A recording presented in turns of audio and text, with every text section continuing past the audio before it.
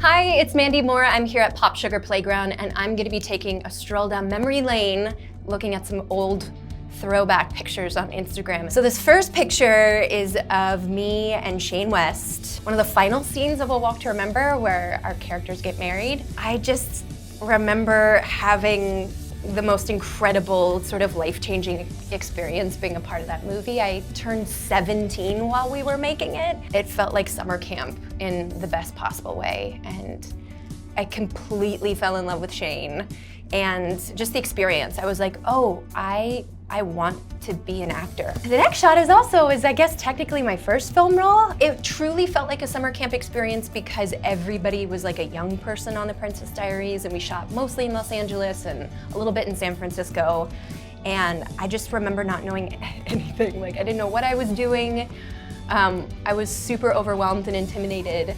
And I remember like being in awe of Anne Hathaway. She would come into like the hair and makeup trailer at 6 in the morning, like singing opera. And I was like, who is this girl? This was before, it was her first film role, big film role. And I didn't really have any scenes with Julie Andrews, but wow, that was a look. The next picture is of me with Justin Timberlake. I was on tour with NSYNC. I'm wearing my lanyard, my backstage lanyard.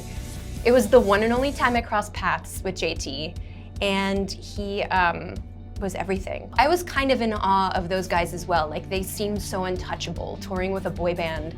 It's like our paths didn't really cross, so this was a very rare occurrence. I remember I was standing backstage with my backup dancers and their backup dancers, and then they just happened to sort of like float by before sound check, and someone like pushed me in a picture with him, and I have like the goofiest smile on my face because I was so excited to see him. The next shot is the totally teen Vanity Fair cover. It's like Amanda Bynes and the Olsen twins and Hilary Duff and Evan Rachel Wood, so many people. I remember not feeling a part of the group at all. There seemed to be a little bit of drama ensuing about maybe someone had dated someone's boyfriend. I was like, I'm not getting involved in any of this. People feeling like they wanted to wear a dress that somebody else wanted to wear, and I was like, just tell me where to go, what to wear, what to do. I don't want to be a part of this. So I was really feeling, I have like some kind of short feathered hair going on, but I remember loving that haircut at the time. That was a weird one for sure, a real moment in time.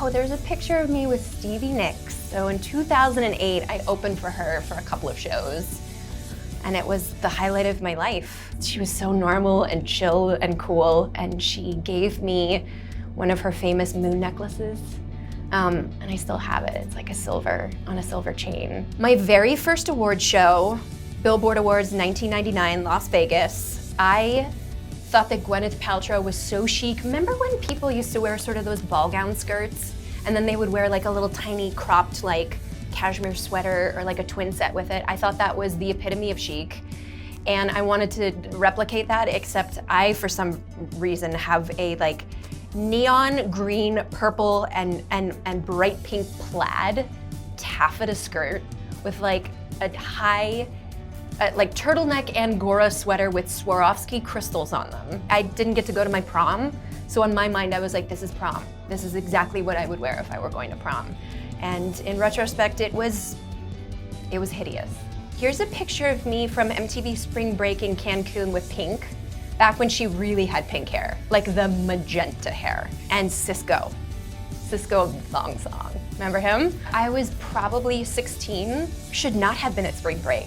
It was so debaucherous. I went, I did my job, and then I would sort of like retreat back to my hotel, and I was a goody two-shoes. I just remember being shocked at the madness. So then there's another picture of me in my 6th grade production of Guys and Dolls, where I played Miss Adelaide. That was the peak. It was like everything was building to that. I thought there's no way that anything in life is going to feel more momentous than playing Adelaide in the 6th grade production of Guys and Dolls. My mom let me dye my hair red and get a perm, even though I don't know why. It's not like the character called for that in my mind. That's sort of how I envisioned her. I think for years I would like coast on that idea of if someone wanted me to sing something, I was ready with Adelaide's Lament, like at the drop of a hat.